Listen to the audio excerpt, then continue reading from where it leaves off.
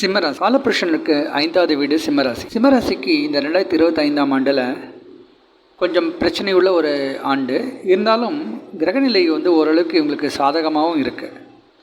முக்கியமாக இவங்க இந்த ஆண்டில் அஷ்டம சனியால் பாதிக்கப்பட போகிறாங்க. இதனால் வரைக்கும் 7ஆம் இடத்துல இருக்கக்கூடிய சனி இந்த மார்ச் மாதத்துக்கு அப்புறமா 8ஆம் இடத்துக்கு போய் அஷ்டம சனியாக மாறப்போகிறாரு. அதே போல் 8ஆம் ஸ்தானத்தில் நல்ல ஒரு சுப பலனை கொடுத்த ராகு 7ஆம் இடத்துக்கு வரப்போகிறாரு. அப்போது ராகு கேதுவோடைய பயிற்சியும் சனியோடைய பயிற்சியும் அந்தளவுக்கு ஃபேவரபுளான ஒரு பயிற்சின்னு சொல்ல முடியாது. ஆனால் குரு இதனால் வரைக்கும் தொழில் ஸ்தானத்தில் இருந்தவர் இப்போ லாபஸ்தானத்தில் வரப்போகிறது ரொம்ப ஒரு நிம்மதியான ஒரு அமைப்பு அப்படின்னு சொல்லலாம். அப்போ சிம்மராசிக்கு குரு ஒரு சில நல்ல பலன்களை கொடுப்பார். முதல் 4 மாதத்தில் வழக்கம் போல் சனி 7ஆம் இடத்துலேருந்து ராசியை பார்க்குறதாலேயே சோம்பேறித்தனம் இருக்கும்.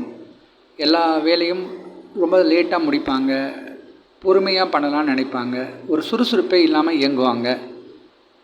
மனசில் தேவையற்ற சஞ்சலம் பற்றி அடுத்தவங்களை பற்றி தப்பாக நினைக்கக்கூடிய சில மனோபாவம்லாம் இருக்கும்.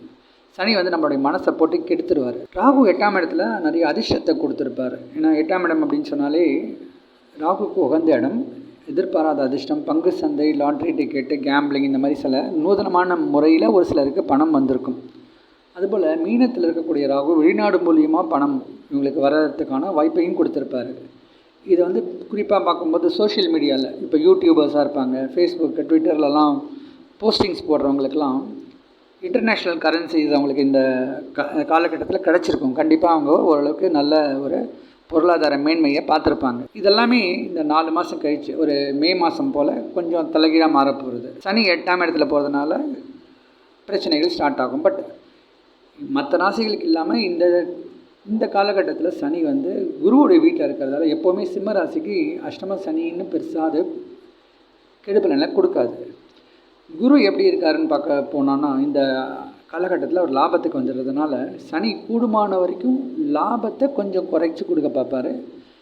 லாபத்தில் சில பிரச்சனைகள் கொடுக்க பார்ப்பார். ஆனால் நேர்மையும் நாணயமும் இருக்கக்கூடிய மனிதர்களுக்கெல்லாம் பார்த்திங்கன்னா சனி அதிகபட்ச லாபத்தை கொடுக்கறதுக்கும் சான்சஸ் இருக்குது. ஸோ எப்போவுமே குருவோட வீட்டில் இருக்கக்கூடிய சனி வாழ்க்கை நெறிமுறைகளை தவறாக கடைப்பிடிக்கிறவங்களுக்கு சிவியரான பனிஷ்மெண்ட் கொடுக்க சான்ஸ் இருக்குது. அதே போல் நல்ல ஒழுங்குமுறையோடு மற்றவங்களுக்காக உதவி செஞ்சு நல்ல மனசோடு இருக்கிறவங்களுக்கு அதிகபட்சம் நல்ல பலனையும் அவர் கொடுப்பார்.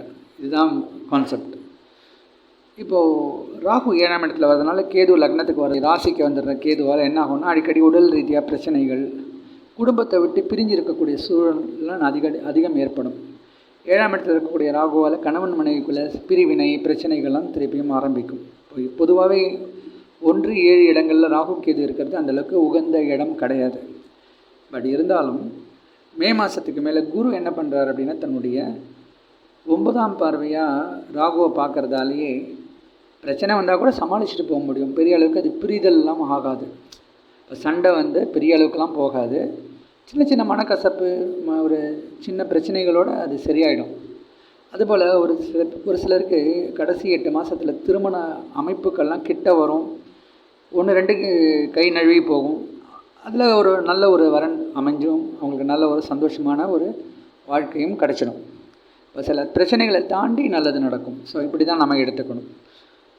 ஆனால் அந்த ராசிக்கு மேலே எந்த ஒரு சுப கிரகங்களுடைய பார்வை படாத வரைக்கும் அடிக்கடி உடல் ரீதியாக பிரச்சனைகளை இந்த ஆண்டு நிறைய சந்திப்பாங்க. ஏன்னா அஷ்டம சனி சொன்னாலே அடிக்கடி உடல் ரீதியாக பிரச்சனை சந்திக்கக்கூடிய ஒரு அமைப்பு தான். அதுக்கு வேறு நம்ம எந்த சுப கிரகங்களுடைய நெடுநாள் தொடர்பு இருக்கணும். இப்போ உதாரணத்துக்கு குரு ராசியோடு அமைய பெற்றாலோ இல்லை ராசியை பார்த்தாலோ என்னதான் பெரிய பிரச்சனை வந்தாலும் அவங்களால போராட முடியும். பட் இந்த காலகட்டத்தில் அடிக்கடி உடல் பிரச்சனை, அடிக்கடி நோய் வர்றது, இப்படிலாம் சந்திக்கக்கூடிய சூழல் இருக்கும். இதற்காக சில விரயங்களும் மேற்கொள்ளக்கூடிய சூழல் இருக்கும். 10ஆம் இடத்துல இதனால் இந்த மார்ச் மாதம் ஏப்ரல் மாதம் வரைக்கும் நிறைய வேலை வாய்ப்புக்கெல்லாம் கொடுப்பார் குரு. ஸோ வேலை இல்லாதவர்களுக்கு புதிய வேலை வாய்ப்பு, அரசாங்க துறையில் சில பேருக்கு வேலை கிடைக்கும்.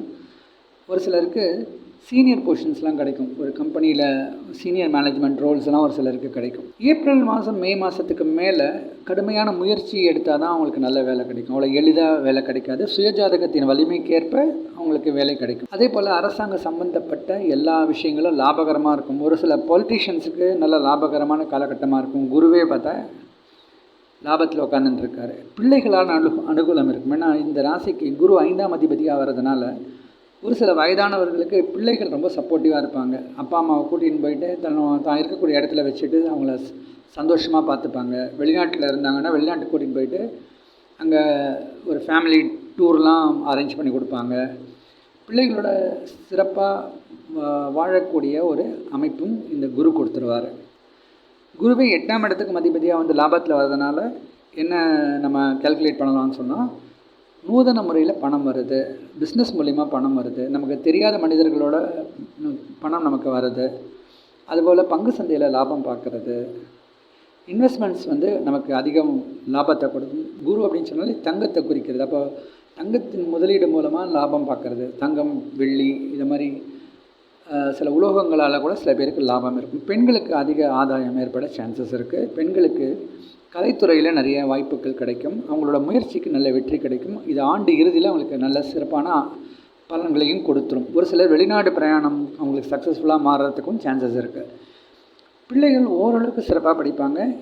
இந்த ராசிக்கு 4ஆம் அதிபதியே செவ்வாயாக வர்றதுனால அவர் ஒரு ஜூன் மாதம் வரைக்கும் கொஞ்சம் பிரச்சனை கொடுக்குற அமைப்பில் தான் இருக்கார். அதனால் ஒரு சில நேரங்களில் நல்லா படிப்பாங்க, சில நேரங்களில் படிக்க மாட்டாங்க.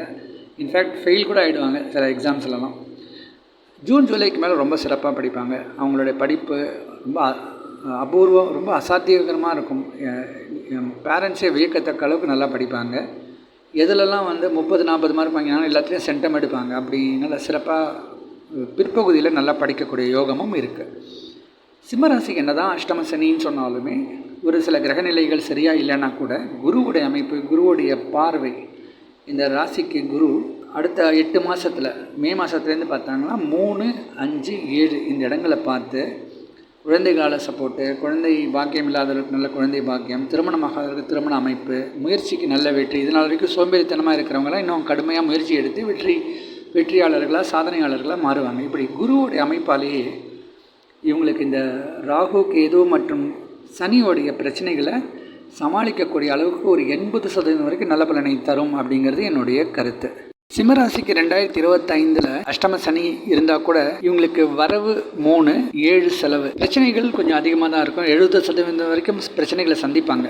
ஆனால் பெனிஃபிட்ஸ்ன்னு பார்த்தா இவங்களுக்கு 80% வரைக்கும் நல்ல பெனிஃபிட்ஸ் இருக்கும். அதாவது பொருளாதார மேன்மை அப்படிங்கிறது 80% வரைக்கும் குருவோடைய அமைப்பாலே கிடைச்சிடும். இந்த ராசியில் மக நட்சத்திரத்தில் பிறந்தவங்களுக்கும் சுக்கிரனுடைய பூர நட்சத்திரத்தில் பிறந்தவங்களுக்கு 80% வரைக்கும் நல்ல பலனை கொடுக்கும் அப்படிங்கிறது என்னுடைய கருத்து. இதுக்கு அடுத்தது சூரியனுடைய உத்திரம் முதல் பாதத்தில் பிறந்தவங்களுக்கு சுமார் 75% வரைக்கும் நல்ல பலனை கொடுக்கும் அப்படிங்கிறது என்னுடைய கருத்து.